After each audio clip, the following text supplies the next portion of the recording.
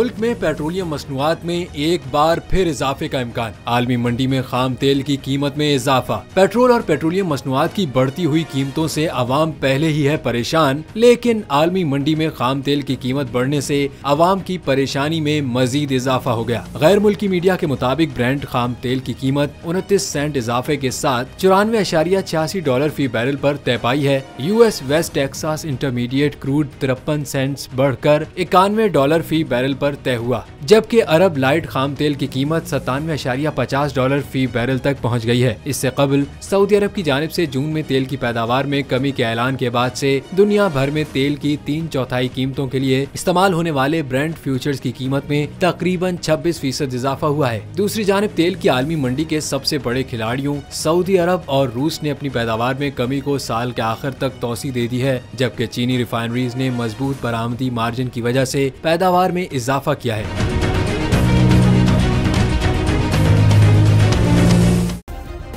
Subscribe करें और bell दबाएं ताकि कोई खबर रह न जाए।